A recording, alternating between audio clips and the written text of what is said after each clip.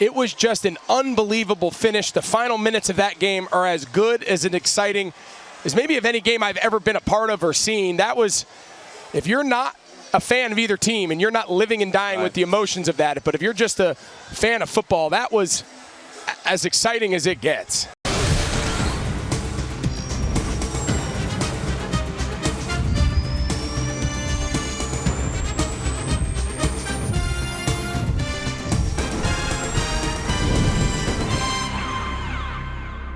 High throw is picked off.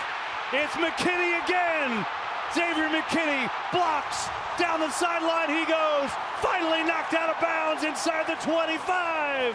McKinney has done an incredible job as a middle-of-the-field player, capitalizing on the mistakes of the offense. Welcome to the NFL on Fox podcast, presented by Verizon, the NFL powered by Verizon 5G. I am your host, Dave Hellman, and I am racing into this holiday week like Xavier McKinney was racing, weaving, looking for the end zone with his 7th interception of the season. What a performance by the Green Bay Packers. We'll get to that. Happy Thanksgiving week. Hopefully this podcast finds you making preparations for a safe, fun, productive holiday. If you're traveling, best of luck with that. So many deviled eggs, so much turkey in my future, but I'm getting ahead of myself. Let's jump right into it. It was a wild week 12, particularly at the start of the schedule. So much to get into, so much to catch you up on as we recap our week 12. Let's jump right into it. You know the drill. We call it the Sunday Six. The 6 storylines you need to know coming out of a very fun NFL Sunday. And like I said, there's no better place to start this week than at the beginning, where a somewhat slow start to the day turned into one of the most memorable. We have to start the Sunday Six for week 12 with the finish of the early window, which we have affectionately dubbed the Sunday Scaries. You know the Sunday Scaries. You're sitting around Sunday and the realization hits you that work and responsibility and bills and all that good stuff are waiting for you in a few short hours. Yeah, that kind of hit in football terms right toward the end of the early window on Sunday, as one of the sleepier early windows became one of the wildest finishes we've seen in the season so far. I went back to double check just to make sure I'm not crazy. We have a headquarters here. We've got every game on TV. We're charting everything. We're following all the storylines.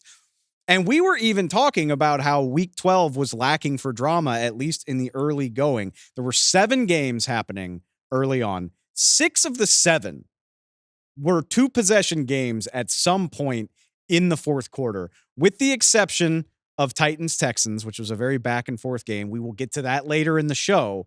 With the exception of that, it was shaping up to be, dare I say, boring. A bunch of games that looked like they were heading toward 10 and 14 and 11-point finishes. And then, in the literal blink of an eye, it all changed as 3 different games went completely nuclear all at the same time. Cowboys-Commanders, Bears-Vikings, Chiefs-Panthers. Decided to do a little, we'll keep the Sunday theme going. They did Sunday Fun Day in the final hour of their games. Right in that moment, we're on Pacific time, so we'll say 12:55 Pacific time, the witching hour, as Scott Hansen likes to call it. It all started to go sideways. It starts with a Zach Ertz touchdown late in Washington, Dallas, to give the Commanders life. Zach Ertz scores to make it 20-15. Cowboys had played an inspired game to that point, but here comes Washington. Jaden Daniels runs in the 2-point conversion to make it 20-17 in a game that Dallas had been in control of for the better part of an hour. 4 minutes of real time later, we're not talking game time here. We take a commercial break. We come back to this one. The Cowboys turn it back on their head when Kevontae Turpin seemed like he killed this game off with an amazing 99-yard touchdown drive. One of the fastest guys in the league, does a spin move at the start of this thing, and he's gone. And it's 27-17. Oh, short-lived little Washington comeback. Nice try, Commanders, but the Cowboys are going to win, right?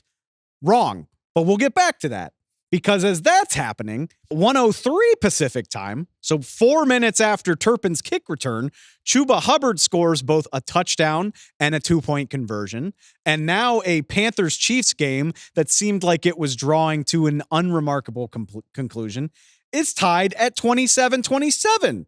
Panthers had been down 11 within the last half hour. That game is tied with less than 2 minutes to play. And as that is all happening, the Chicago Bears are mounting a last gasp drive to try to stick with Minnesota. They're down 11 points, but they have life. 5 minutes after the Panthers tie their game, Keenan Allen catches a touchdown. DJ Moore gets the 2-point conversion, and it's 27-24 in Chicago. 4 minutes of real time later. Again, we go, we sell some shampoo. We go to like one commercial, and then Chicago recovers the onside kick. There have been 34 onside kicks in the NFL this year, and this was just the third recovery by the trailing team. So truly some miraculous stuff happening here in this early window. So as the Bears are celebrating that small miracle and trying to get a game-tying field goal of their own, let's go back to Charlotte, where 11 minutes after the Panthers tie the game, Kansas City walks them off with a game-winning field goal. And how could they do that? Who's shocked to say it's Patrick Mahomes leading another last-minute drive, a drive that felt almost inevitable when the Panthers tied this game. There was 1:46 to play, and Kansas City had all of their timeouts, plenty of time for the late game king Mahomes to do his thing. The Chiefs get the win, their 8th game out of 11 this year, decided by a touchdown or less. I would call it a crazy finish, but the Chiefs make this stuff feel routine. Either way, it was something we had to stop and chat with our guy Henry McKenna about. Another wacky Chiefs ending. This is what they do, right? Like they win on a final drive in the fourth quarter. Doesn't really matter who the opponent is. They could be the best team in football. They could be the worst team in football, but the Chiefs are going to figure out how to let it go to the last possession and then figure out how to get the points they need to win. So this was sort of them figuring out how to do that again after losing to the Bills. And I think they're fine, right? Like you would think that this isn't sustainable. However, the Chiefs are now 10-1. They have double-digit wins yet again. So and they're on their way to be the number 1 seed in the AFC. I don't know. It's ridiculous, but it's all is well, I think, even though the game was tight in Carolina. They remind me a lot of last year's Eagles in the first half of the season, where like every game is decided by a touchdown or less. It's never comfortable, but the difference is you have number 15 in red or in white, as the case may be, on Sunday. And he's going to find a way to get it done. He did it here. It was the 33-yard scramble that puts him in position. I get it if you're not wowed by what you're seeing from the Chiefs, but they are the ultimate benefit of the doubt team, and they do it again. On the flip side, before we let you go, I mentioned Bryce Young led the Panthers to tie this game. Panthers head coach Dave Canales said unequivocally after the game was over, he's going to be our starter moving forward, which he has been reluctant to say. I don't know what it means in the big picture, but I just feel good for the guy that he looked like a high first-round draft pick against the Chiefs on Sunday. Yeah, there were throws that reminded me actually of his classmate, C.J. Stroud. Bryce Young's quick release is comparable in some ways to what Stroud does. And then there were moments that reminded me a bit of Bo Nix, a quarterback who situationally is much better supported than Young. But another pocket passer with, quick processing power, quick release. This is kind of, I guess, Bryce Young getting back on track, having his get right game. And again, it's also fitting that it would be against the Chiefs defense because this is one of the best defenses in the league. And Bryce Young comes away without a turnover. He has his red zone play improved over the course of the game. It wasn't awesome in the first half, but it got better. And you saw him make some pretty heady plays. Like, I think the highlight reel will show, his touchdown pass over the middle to David Moore. But I think I was just as impressed too with drawing a flag, to create a first down in the red zone. And that gave them a few more downs to score a few plays later. It was fourth down, I believe. He threw in the direction of David Moore and drew a flag that reset the downs and kept the game alive for Carolina. That's just smart quarterbacking. And a guy like Bryce Young, who is small and not particularly fast, and kind of what he has is between his ears, that's the kind of stuff that he needs to do to make, a Carolina team that doesn't have a lot of talent stay in a game against a Chiefs team that does have a lot of talent. So I was impressed with what he did. Like you're saying, I think this gives the Panthers a little bit of hope. It gives Bryce Young a little bit of confidence. And I think what we now need to see is him string together games like this. We've seen it sort of beginning to upswing, but hopefully this is his, exclamation mark of I'm the starter in 2025. And we just see consistency so that the Panthers have an easy decision. It's Bryce Young. I think you're absolutely right. And I mean, there's a lot of opportunity for him to do that. Several more big time games on the schedule for Carolina, but I'm willing to call it a moral victory. I know that those aren't real things in the NFL. I'm willing to call it a moral victory given what Bryce Young and the Panthers have been through, but it is a very real victory for the Kansas City Chiefs in the most Patrick Mahomes way as possible, as per usual. Henry, always good talking to you, man. I appreciate it. Thanks, Dave.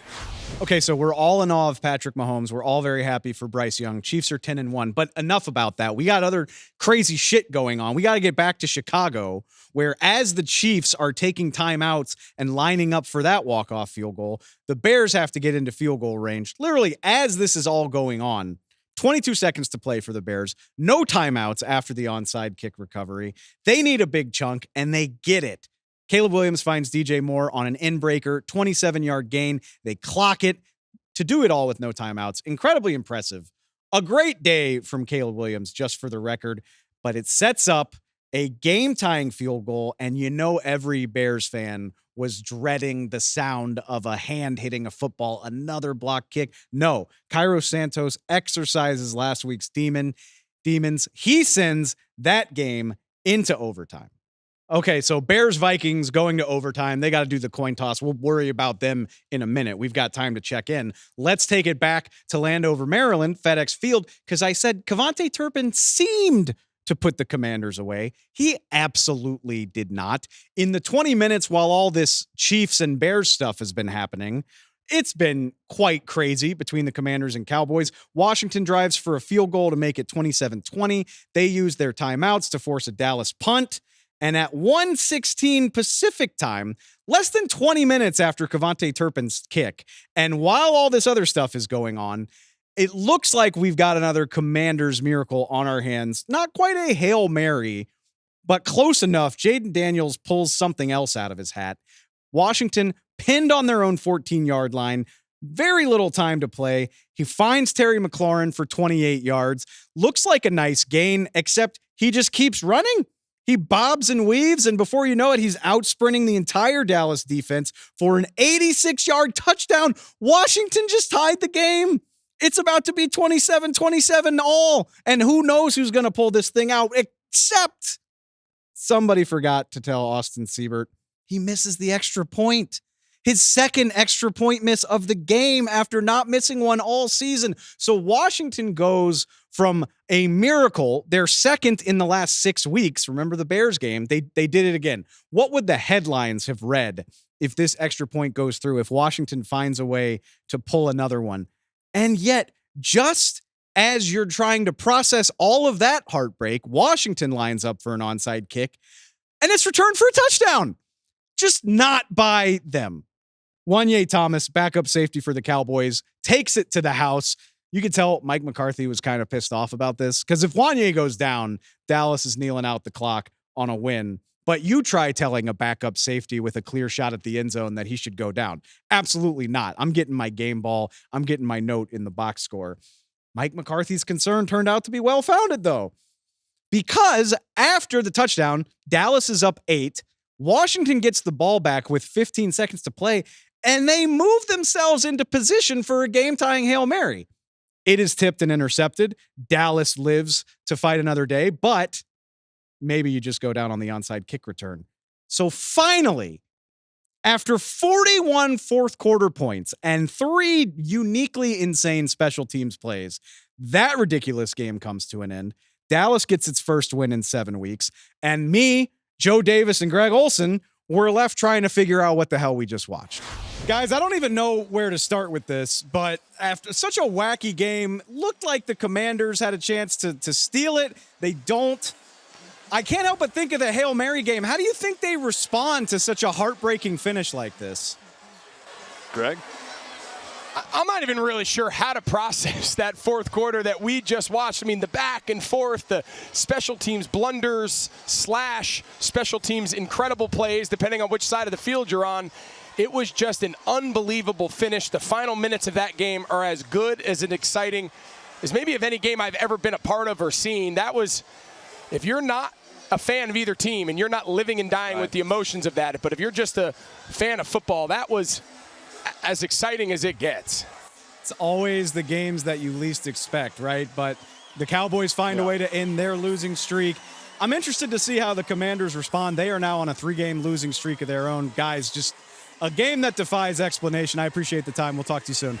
So the Cowboys get their upset win. Chiefs hold off the Panthers. We're winding down, but don't worry, we're not quite done. The late games are kicking off, by the way. That's what happens when you go to overtime. Bears, Vikings, trading possessions, but it's the Vikings with the last laugh. And I love the poetic justice. The Bears clearly committed to slowing Justin Jefferson down. He had 7 yards heading into overtime, but he gets his first play of the game, 20-yard reception to get things moving. Then Sam Darnold finds TJ Hawkinson for back-to-back chunk gains. It's a 29-yard walk-off field goal opportunity for John Parker Romo, and he drills it.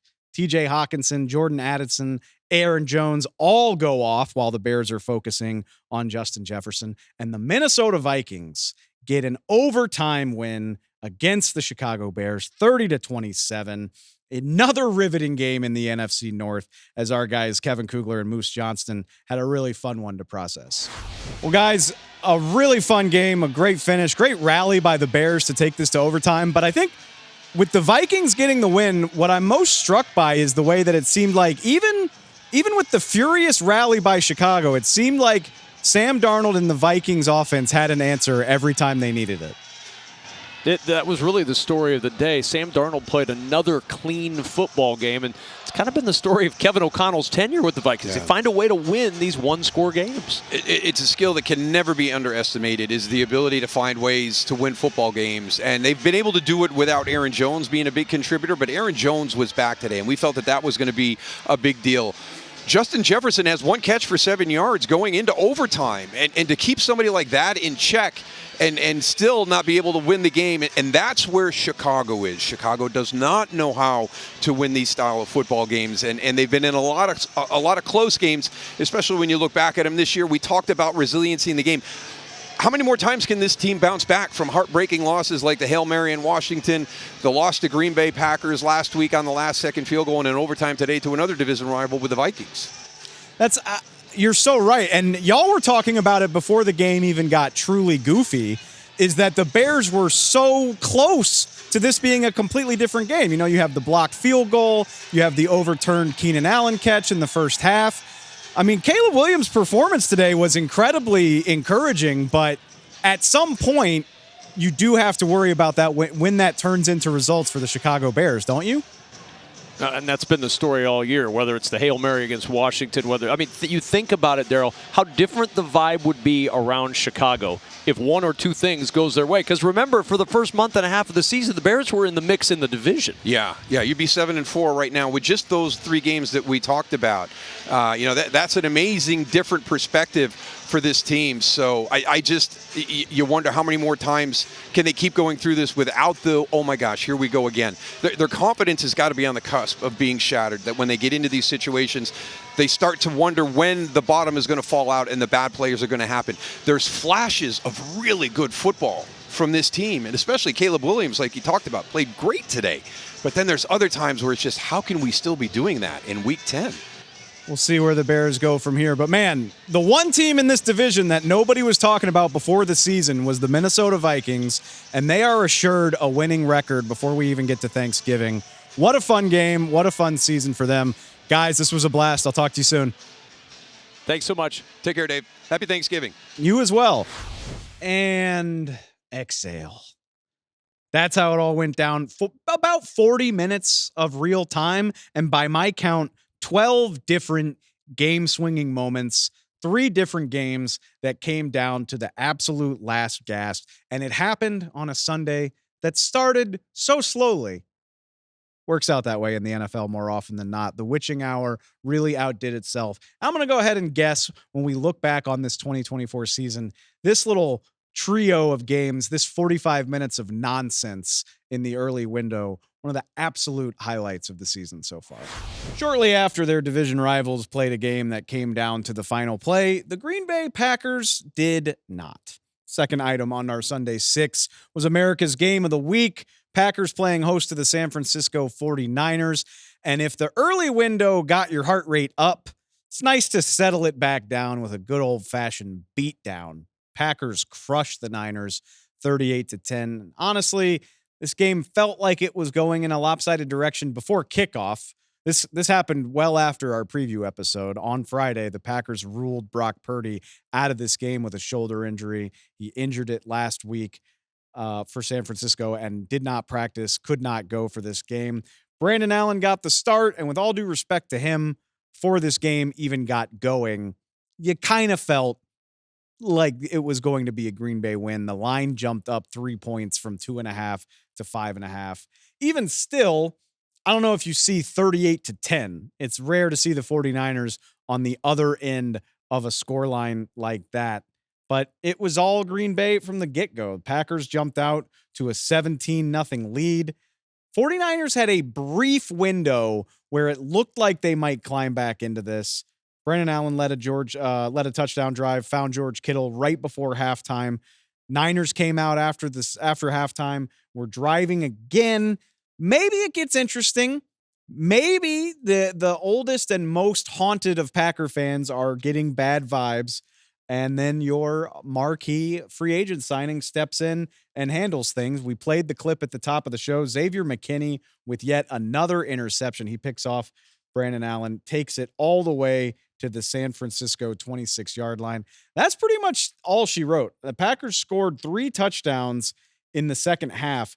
Of those 3 touchdown drives, 2 of them came from 26 yards or closer, just taking advantage of an overmatched team. They leaned on their run game in this one. Josh Jacobs, congrats if you're a Josh Jacobs fantasy manager. He was the beneficiary of those short fields. 26 carries, 106 yards, and a whopping 3 touchdowns. It's no surprise he was Tom Brady's LFG player of the week.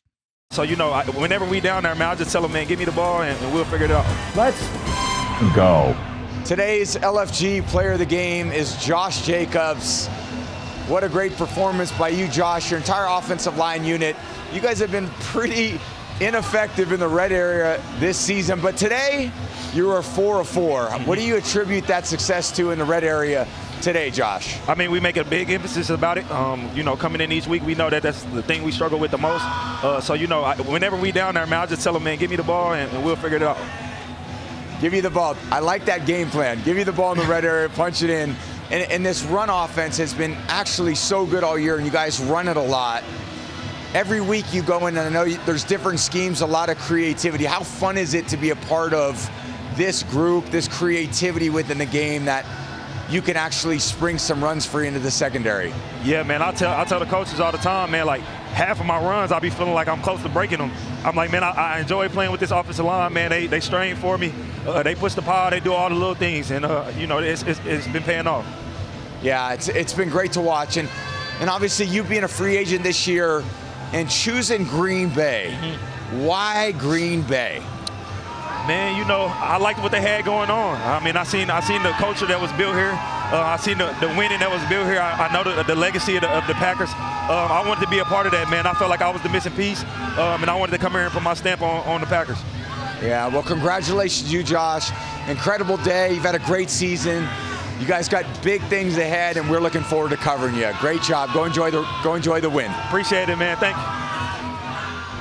Every game that I broadcast, I award the LFG player of the game to that one player who makes me say, let's go. Packers' big win bumps them to 8-3. I got to admit, I feel for them just ever so slightly, because 8-3 would be good enough for first place, or at least a share of first place in 4 divisions in the NFL. In the mighty NFC North, it keeps them right where they are in 3rd place. The Lions kept pace easily with a dominant win on the road against Indianapolis, and we already covered the Vikings' thrilling win in Chicago. So both the teams above them get wins.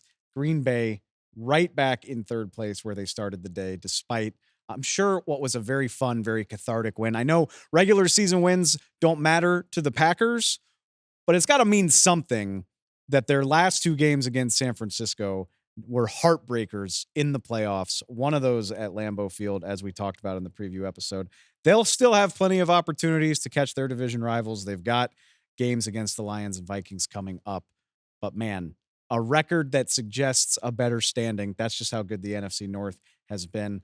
On the Niners side of this, it's tough to know where to start. I don't hold this against them. They lose Brock Purdy for this game. They also ruled out Nick Bosa, as we showed. So your quarterback and arguably the best overall player on your roster, maybe outside of Christian McCaffrey, don't play in this game. Like I said, maybe you don't expect to lose by 28, but it's definitely not a game I expected the 49ers to win. Problem is, nobody cares about that stuff when you fall to 5-6. And the graphic they showed from Next Gen during the game was that a win would have had them up around a 50% chance to make the playoffs. They are down below 20% now. I think it was 17% to make the playoffs. The schedule does not lighten up. They are on the road at a rested Buffalo next week. Bills are on the bye right now. So a Buffalo team that had a week to chill, relax, get healthy will welcome them next week. We don't even know if they'll have Purdy. That'll be something to watch during Thanksgiving week, but it's about as bleak as it's been for the 49ers at any point in the last 3 years. Even knowing that they needed to put some runs together in 2021 and 2022, it hasn't felt this bad in the Bay in a long time. Tough for 49ers fans, but makes for a very interesting NFC West race, as we will get into next. The bad news is that loss drops the San Francisco 49ers into last place in the NFC West. The good news, maybe, if you're trying to be an optimistic person, they're the best cellar dweller in the NFL. 5 wins, far better than any other last place in the league. Just speaks to how competitive this division is. All 4 teams remain within a game of each other as we come out of week 12. 49ers, like we talked about, playoff probability does drop below 20%. I'm not trying to sell you false hope, 49ers, because it does look tough. Bills on the road next week. We'll see about Brock Purdy's availability for that. Still got games against the Lions and the Cardinals. But if I'm trying to be an optimistic person, you do just have that one game to make up in the division. It's not like you have an uphill battle to gain ground in the standings, more of an uphill battle to get healthy and start playing your best football for the first time this season. But there are still 2 more division games to play, Cardinals and Rams coming up this season. If any team can do it, I still think it's the 49ers, but I feel like I've been saying that about this team for basically the entire season. It wasn't just the Niners in the NFC West, though. One of the other marquee games of the late window featured this division while the Niners were playing the Packers. The Arizona Cardinals had a unique opportunity to go up to Seattle and build a division lead. They got the results they needed everywhere else. Rams lost to Philadelphia on Sunday night. We'll get into that later. And obviously the 49ers lose. Huge opportunity in front of the Cardinals. They don't capitalize on it, though. It is the Seattle Seahawks leading the way coming out of week 12. A much more defensive struggle than I was expecting. 16-6, and a lot of Seattle's points coming from their defense, which we will get into. A very, not the way I would have expected the Seahawks to grab control of the NFC West, but despite that, a more entertaining game than I think it'll get credit for. That's why I was excited to talk to the guys who called it, Adam Amin and Mark Sanchez, about some of the hidden storylines as the Seattle Seahawks grabbed control of the NFC West. Well, guys, I think it's going to fly under the radar with some of the craziness that happened earlier on Sunday, but I thought one of the most impressive things of the week happened in this game. And that's Seattle taking the ball with 10 minutes to play and just stealing the life away from the Arizona Cardinals. 3 out of 4 on third down, take 8 minutes off the clock and kick a field goal. I mean, what an impressive performance by Seattle. What was the key to such a impressive sustained drive? And this is back-to-back weeks, right, that they've had key drives. It was a quick strike last week in San Francisco with Geno Smith's touchdown against the Niners, and now this week, something that you talked about, you have to be able to move the chains. They did it through the air, and then when they needed to the most, they finally got it on the ground. They finally got to that run game I was mentioning multiple times. I'm like punching Adam in the booth, looking at him every time they throw the ball with the clock winding down, like, dude, these guys got to run the ball. They finally got to it a little bit, but this team is just more comfortable throwing the ball around, whether it's screens or gimmick plays on first and second down, whatever it takes. You got to, tailor your system offensively to the players you have. That seems to be what they want to do, and they got away with it again. But you can't credit Geno Smith enough for his poise at the end of games. He'll make the mistake earlier in the game, whether it was last week against San Francisco, this week against Arizona, crucial interceptions, one down in the end zone this week. And then he comes back and he turns into this fourth quarter absolute monster and puts the team on his back and figures it out. It's been fun to watch. I think there was some individual effort, too, around him. DK Metcalf got open on a play that looked like it was going to be dead. Smith and schoolyard stuff. Jackson Smith and Jigba had to fight through a couple of tackles to get a first down on that drive, one of those 3 that you mentioned, and then Charbonnet late in the game to get one as well. So some good individual effort around Geno, too, Dave. Offense obviously seals the win, but what a performance from the Seahawks defense. I mean, I went into this game thinking, how can you do against Arizona's run game? Well, it was their worst performance of the season.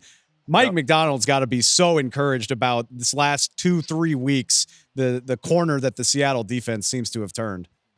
This is the 76th career start for Kyler Murray. It was only the 3rd time that when he starts, Arizona is held without a touchdown. That is a really impressive number and a really impressive 2-week stretch, it feels like, against, granted, a somewhat shorthanded but very good 49er team that was more at full strength last week than they were this week. And then to do it against Arizona, that had been rolling during their win streak. And they had been giving up a ton on the ground. The Seahawks defense, that is. You could tell they tightened things down during their bye week and started to figure this thing out.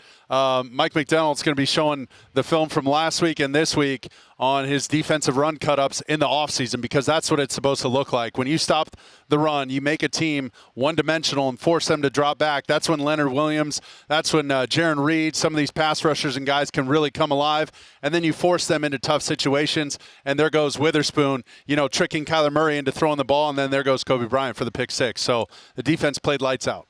As we're recording this, we'll see what happens with the LA Rams, but regardless, no matter what, Seattle's got a share of the division lead, looking alive and well. Man, this is going to be a fun division race down to the finish. Guys, I appreciate it as always. Thanks, buddy. Thank you. I didn't know what was going to happen with the Eagles and Rams when I talked to Adam and Mark on Sunday afternoon. On Sunday night, at the end of all of the action, I am well aware, and it felt like it was deserving of its own spot on the Sunday 6. So in the 4th spot for Week 12, it's the Philadelphia Eagles coming out to LA and mauling the Rams. LA playing for a chance to tie for the top of the NFC West. They don't come close. They run into a buzzsaw of a team. 37-20 is the final. It was more lopsided than even that score suggests. The Rams got a garbage time touchdown. And look, before we launch into one of the statements of the season by Saquon Barkley, I do think it's worth pointing out, this was an all-around impressive performance from the entire Eagles team. I said last week on the show, they were looking like the 2022 version of the Eagles. I stand by it. This was incredible, and everybody on this team had a hand in it.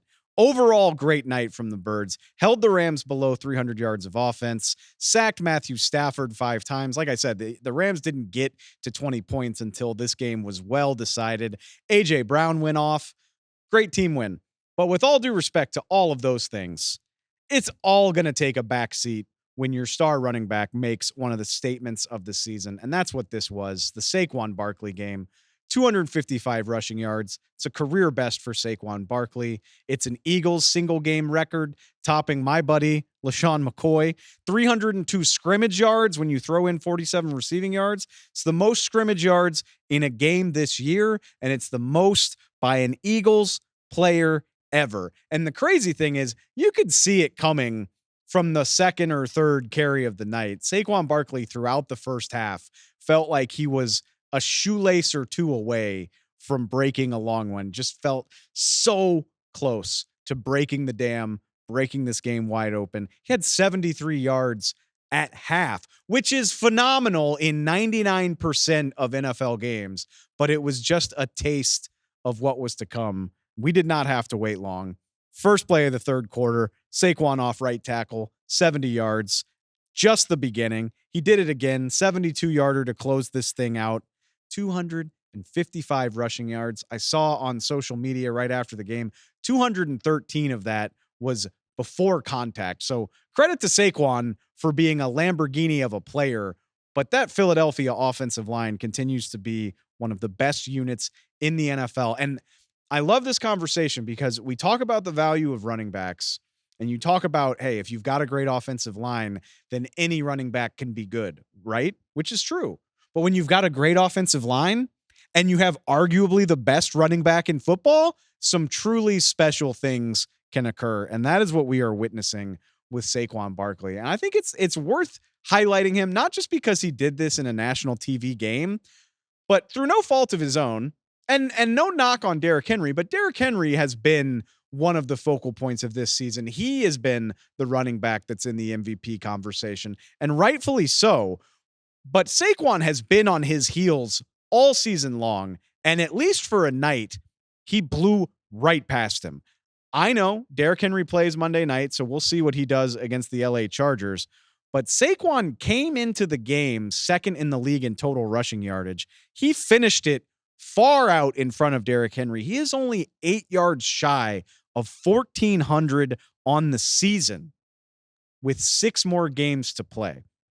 So not only do I think it's fair, it's at least fair to talk about the guy on the MVP shortlist because his ability has taken this Philadelphia offense from very good to outright scary, and a unit that I just don't think there are more than a handful of teams in the league that can stop. But on top of that, so put all of that to the side. In one single game, you're now talking about potential history here. Because I can't help but notice, and I'm definitely getting a little bit ahead of myself, but Philly has 6 more games. 3 of those come against 3 of the worst run defenses in the NFL. They still get to play a return game against Dallas. They get the Carolina Panthers. They get another game against the New York Giants, who Saquon already dominated earlier this year.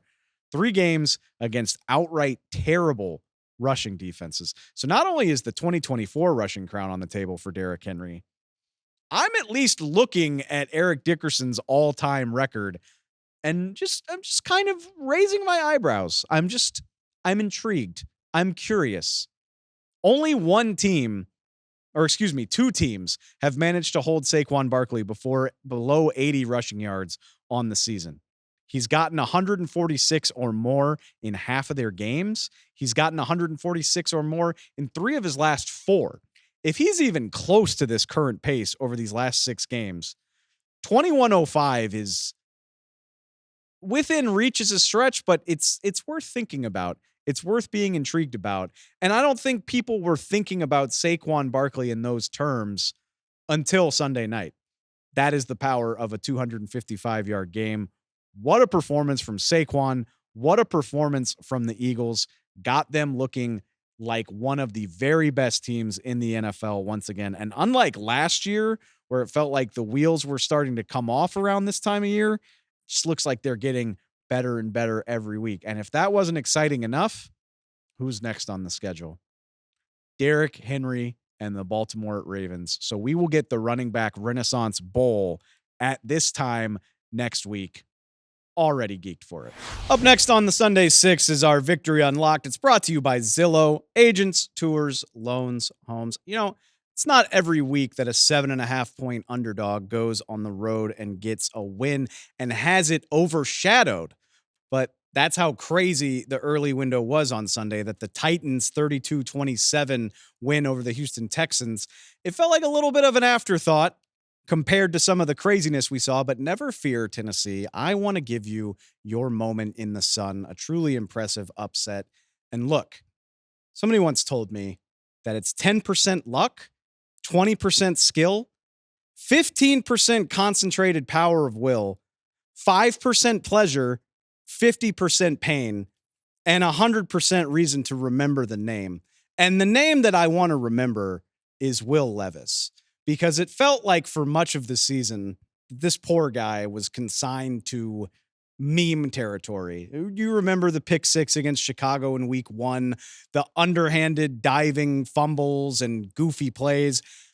I feel like the NFL community has given up on Will Levis as a franchise quarterback, and maybe they should. I don't know what the future holds for Will Levis or the Tennessee Titans, but I do know that he looked like he was headed for another meme-worthy finish in Houston on Sunday until he reversed course. It looked for all the world like Will Levis had ruined this upset bid at the end of the third quarter. He tossed a regrettable pick six to Jimmy Ward. One of the last plays of the third quarter. Titans had been leading. They had been chipping away all day. They're up 6, driving for a chance to make this really tough on Houston. And the pick six makes it 24-23 Texans. Looked like it was all gone. You work all those hours, all those plays to build a lead, and it's just wiped away. But Will Levis responded. It was not the end. 5 minutes later, he hits Chigakonkwo for a 70-yard touchdown, and we're back in it. Huge job by Will Levis. I completely fair to say, on a day that the Texans offense was once again herky-jerky, C.J. Stroud sacked 4 times, picked off twice, I thought Will Levis outplayed him, especially considering he got sacked 8 times on the day. 18-24, 278 yards. You talk about concentrated power of will. That is Will Levis. Power of Will Levis. I just did that in the moment. I didn't even plan that out ahead of time. Thought it was such an impressive show of resiliency from Levis and the Titans to get this thing back, make it a game again. And then, like I said, you do need a little bit of luck. And I think it qualifies as luck when one of the best kickers in the NFL blows a game-tying field goal. I hate to say the word blow. I know it's not easy, but Kaimi Fairbairn, with less than 2 minutes to play, had a shot from 28 yards. That's the 9-yard line. 28-yard kick to tie this game. You like the Texans' chances at home of beating a losing team once they get it tied up. He misses, and he collapsed on the ground. I would too. There have only been 4 misses from 28 or shorter all year in the NFL. Kaimi Fairbairn has 2 of them. He's money from 50 plus. It's a little dicier when you get close range. It's a little lucky, but the Titans will take it. They sneak out of Houston with a win. It's the first time they've come within 10 points of a team with a winning record, let alone beat them. So yeah, wanted to make sure we feature the Tennessee Titans in a season that has definitely gotten away from them. I see you, Will Levis. I want to wrap up the Sunday 6 by going back to the early window. Take a look at a couple of the less thrilling results. You know, the craziness is what we'll remember. It's what we led the show with. There were some ho-hum games in week 12. There were some blowouts, some games that went about as expected. But I want to dial in on a couple of uninteresting results on the surface that could lead to some very interesting places in the long run. We're calling this segment Don't Look Now. Couple teams that I think should be on your radar. Let's start in East Rutherford, New Jersey. Don't look now, but the Tampa Bay Buccaneers snap a 4-game losing streak by blowing out the New York Giants 30-7. It's Tampa's first win since October 13th. Not a game itself that you need to know a whole lot about. Mike Evans comes back from his hamstring injury. He caught 4 for 68. More noteworthy, this Buccaneers running game continues to ball, 156 total yards, 4 rushing touchdowns on the day. Game itself was whatever. Bucs jumped out to an early lead. They never looked back. Tommy DeVito returning to the starting lineup. Not a big storyline for the Giants. Not an overly interesting game. But what is interesting is that at 5-6, Tampa Bay now has a 53% chance of making the playoffs, according to Next Gen Stats. That's the best by a very wide margin among losing teams. Bucs second place in the NFC South, very much alive in the playoff hunt, despite a 4-game losing streak. It's not every day that you see that. The reason's very simple. The Bucs schedule the rest of the way looking mighty favorable. An opposing team win percentage of just 37%, which is third best in the league. They do have a tough game against the LA Chargers coming up here in a couple weeks. But other than that, you got 2 games against the Panthers. You get the Cowboys. You get the Raiders, who just lost Gardner Minshew to a collarbone injury. The New Orleans Saints. I'm not saying it's going to be easy. 3 of those games are in the division. That's always tough. You got the Chargers, who are a really solid team. I'm not saying it's going to be easy, but the path is very obviously there. And when Mike Evans and Chris Godwin went down and the Bucs started stacking losses, I don't know how many people believe that. It's looking very, very plausible to me. I want to get you out ahead of the curve. Don't look now. But the Tampa Bay Buccaneers very much alive and looking dangerous heading into the last 6 weeks of the season. Also, don't look now, but you can say something similar about the Miami Dolphins, who won their 3rd straight game. They hosted New England. They did not go down to Miami. They were already there, but they hosted New England, blew them out 34-15. An unremarkable game. The Dolphins were in charge most of the way. They pulled their starters midway through the 4th quarter. Tua improves to an impressive 7-0 against the Patriots. All of a sudden, the Dolphins, 3-game win streak, not as impressive as the Buccaneers, just a 15% chance to make the playoffs. But if you think about where this team was when Tua was out with his concussion, you would take any chance to make the playoffs all day long. This was a team that was struggling to score 13 points a game. They've now won 3 in a row to climb within a game of 500. The number's smaller because the schedule's harder. This is not rocket science. They go to Green Bay on Thanksgiving night. Cold weather game against the Packers. Tua Tagovailoa said after the game, they've got to kill some narratives. They've got to prove they can win tough cold weather games. We'll see if they're up to that. They've also got the Texans and the 49ers on the schedule. They're going to have to earn this playoff bid if they can do it. But funnily enough, the Dolphins, in terms of standings, are in a better spot than the Buccaneers, despite the bad percentage. They're 8th in the AFC standings. They're 1 game out of a wild card spot. Granted, they are 2 wins behind the Denver Broncos, but a lot of season left to be played. When they've got their quarterback, they are a different team. Imagine the non-Tua Dolphins scoring 30 points. You can't do it. This is a team worth taking seriously. Again, just want to put it on your radar. Don't look now. The Dolphins and Buccaneers, 2 of the 3 Florida teams, alive and well in their respective playoff races. That does it for the show. That does it for the Sunday 6. What a fun week. Always when you're not expecting it. I'll be honest. On paper, it didn't look like the most killer slate, and you still wind up with heart-stopping action. You got to love this league. And we'll have plenty more of it. We got another show on Tuesday. We've still got the Har Bowl, Ravens-Chargers on Monday night. We'll be recapping all of that action. We'll be checking in with Jay Glazer about the latest news, updates, insights with Jay. And of course, it's Thanksgiving week. We'll be talking about which teams, which trends, which players we're thankful for as we launch into this holiday week. Y'all make sure you're subscribed on Spotify, on Apple Podcasts, wherever you get your pods. It'll be there in your feed on Tuesday. Hope you are ready for a fun holiday week. 3 Thanksgiving games. Got a Black Friday game. The grind never stops. Couldn't be more thankful for that. I appreciate it as always, and I will talk to y'all real soon.